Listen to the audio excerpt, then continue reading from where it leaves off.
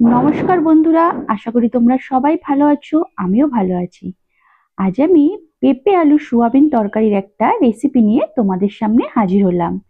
তোমরা সবাই করতে জানো, কিন্তু আমি কিভাবে করছি সেটাই তোমাদের সাথে শেয়ার করলাম। দেখো, এখানে আমি একটা পেঁপে এইভাবে বড় বড় চৌকো চৌকো করে কেটে নিয়েছি। আর এখানে দেখো আমি 4টে আলু নিয়েছি, 4টে আলুও কিন্তু এইভাবে বড় বড় করে কেটে নিয়েছি। কেটে ভালোভাবে ধুয়ে নিয়েছি।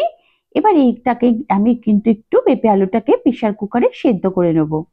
তার জন্য দেখো আমি এখানে একটা প্রেসার কুকার নিয়ে নিয়েছি, প্রেসার কুকারে জলও দিয়ে নিয়েছি। পরিমাণ মতো জলটা কিন্তু দিয়ে নিতে হবে। এবার আমি এর মধ্যে ধুয়ে রাখা পেঁপে আলুটা দিয়ে দিচ্ছি।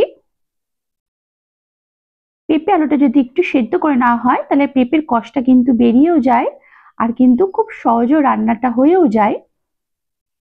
বেশি কিন্তু আমাদের গ্যাস কিন্তু পুড়বে না এইভাবে যদি একটু সেদ্ধ করে নেওয়া হয়, কারণ পেঁপে যদি আপনি কড়াইতে সেদ্ধ করেন তাহলে কিন্তু অনেকক্ষণ সময় লেগে যাবে, সময়ও লাগবে আর গ্যাসটাও কিন্তু আমাদের বেশি খরচা হয়ে যাবে, তাই না?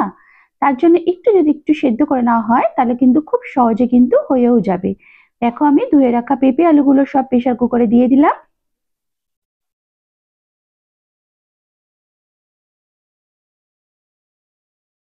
এই সেদ্ধর সময় দেখো এর মধ্যে একটু হালকা নুন দিয়ে দিলাম, অল্প পরিমাণে। এবার দেখো আমি প্রেসার কুকারটা কিন্তু বসিয়ে দিয়েছি গ্যাসটা জাল দিয়ে।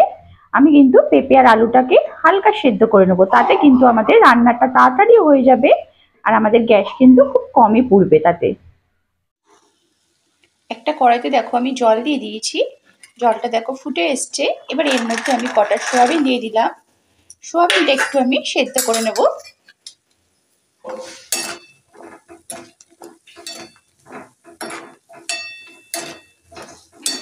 সোয়াবিনটা সেদ্ধ করে নিলে সোয়াবিনটা কিন্তু দেখবে এক্ষুনি কতটা বড় বড় হয়ে যাবে আর নরমও হয়ে যাবে। এতে তরকারিতে কিন্তু খেতে টেস্টও বেড়ে যাবে।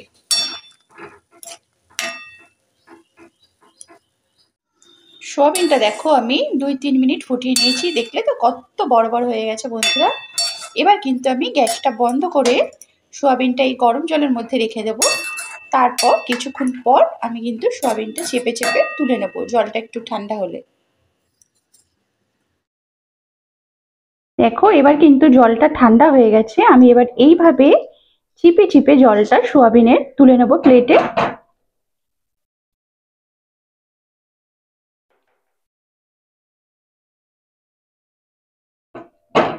সোয়াবিনটা কিন্তু সেদ্ধ হয়ে গেলে এইভাবে কিন্তু চিপে চিপে জলটা তুলে নিতে হবে, বের করে দিতে হবে। তাহলে কিন্তু সোয়াবিন থেকে কিন্তু একটা গন্ধ বেরায়, সেটা কিন্তু বেরাবে না, আর খেতেও কিন্তু দারুণ লাগবে। সব সোয়াবিন গুলো দেখো আমি জল চিপে চিপে একটা থালায় নিয়ে নিয়েছি। দেখো কড়াইতে কিন্তু আমি পরিমাণ মতো সর্ষের তেল দিয়ে দিয়েছি। এবার এর মধ্যে কটা দারচিনি আমি দেখো ফোড়নে দিয়ে দিলাম, আর তেজপাতা, শুকনো লঙ্কা আর জিরে ফোড়ন দিয়ে নিলাম। ফোড়নটা একটুখানি ভাজা ভাজা করে নেব।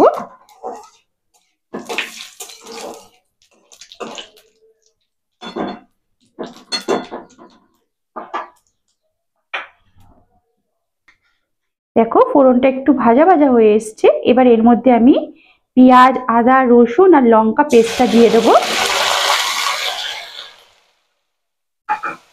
দিয়ে একটুখানি নাড়িয়ে নেব। এখানে কিন্তু আমি 1.5খানা পেঁয়াজ, রসুন আর পরিমাণ মতো লঙ্কা, এখানে আমি কাঁচা লঙ্কা পেস্ট দিয়েছি। এবার এর মধ্যে আমি পরিমাণ মতো হলুদ গুঁড়ো দিয়ে দিলাম, দিয়ে একটু মশলার সাথে হলুদটা ভালোভাবে মিশিয়ে নেব।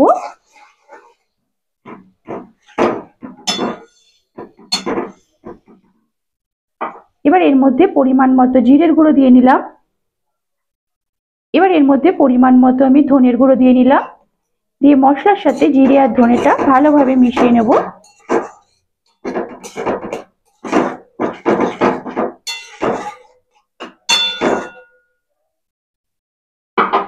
এবার এর মধ্যে আমি 2টো কাঁচা লঙ্কা দিয়ে দিলাম।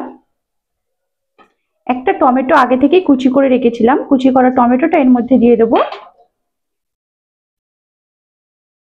দিয়ে এবার কিন্তু মশলাটা আমাকে ভালোভাবে কষিয়ে নিতে হবে।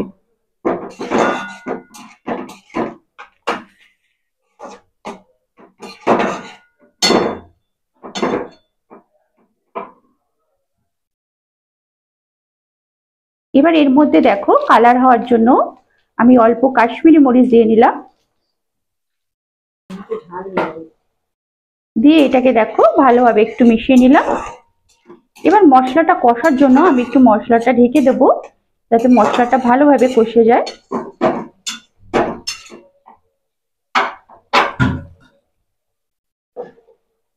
গ্যাসের ফ্লেমটা এখানে কিন্তু একদম লো করে মশলাটা একটু কষিয়ে নেব।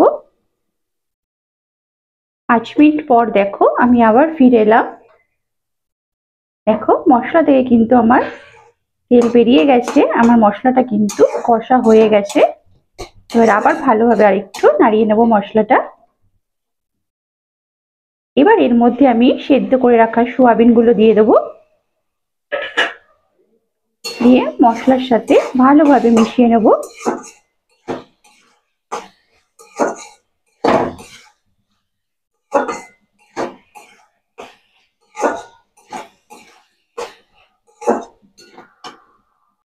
এবার এর মধ্যে সেদ্ধ করে রাখা পেঁপে আলুটা দিয়ে দেবো,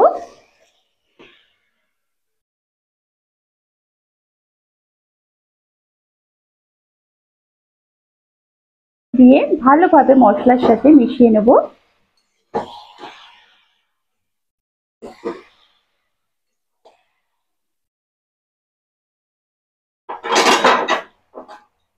দেখো পেঁপে আলুর সাথে কিন্তু আমার মশলাটা ভালোভাবে মেশানো হয়ে গেছে। এবার আমি আবার একটু 2-3 মিনিটের জন্য ঢেকে দেব, মশলাটা পেঁপে আলুর সাথে ভালোভাবে কষে যাবে।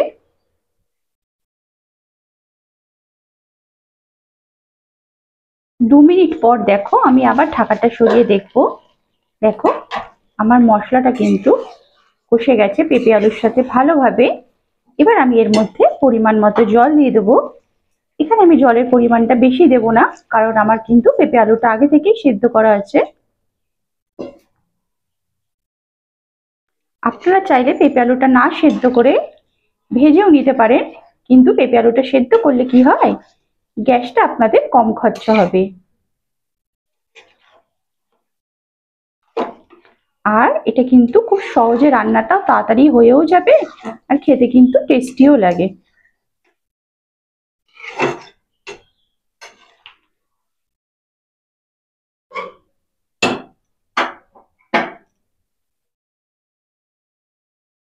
এর মধ্যে আমি দেখো পরিমাণ মতো নুন দিয়ে নিলাম,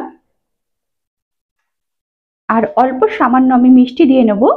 মিষ্টিটা অপশনাল, তোমরা দিতেও পারো নাও পারো, কিন্তু মিষ্টি দিলে কি হয়, তরকারির কিন্তু ঝাল নুনের ব্যালেন্সটা কিন্তু ঠিক থাকে, খেতে কিন্তু ভালো লাগে।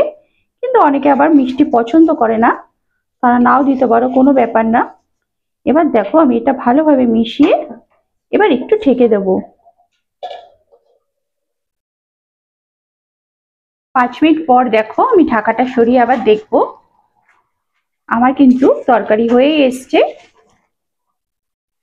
পেঁপে আলু সোয়াবিনের তরকারি আমার কিন্তু ফুটে গেছে, আর এখানে কিন্তু পেঁপে আলু সবই কিন্তু আমার সেদ্ধ হয়ে গেছে।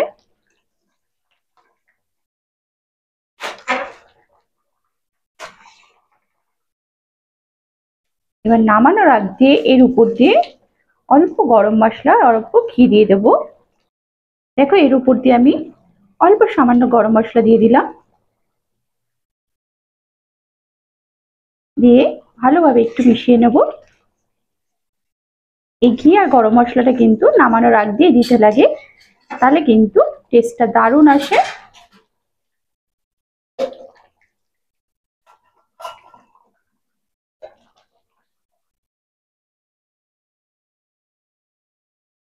এবার এর উপর দিয়ে আমি 1 চামচ ঘি দিয়ে নিলাম,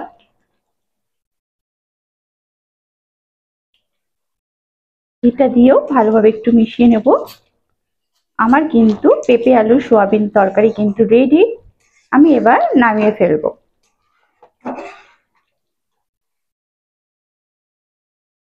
এবার আমি গ্যাসটা বন্ধ করে দেবো। আমার পেঁপে আলু সোয়াবিন তরকারি কিন্তু রেডি, আমি কিন্তু ঢেলে ফেলেছি। তাহলে বন্ধুরা কেমন লাগলো আজকের এই পেঁপে আলু সোয়াবিনের তরকারি রেসিপিটা? ভালো লাগলে অবশ্যই একটু লাইক ও শেয়ার করে দিও, আর কমেন্ট করে জানিও কেমন লাগলো আজকের এই রেসিপিটা।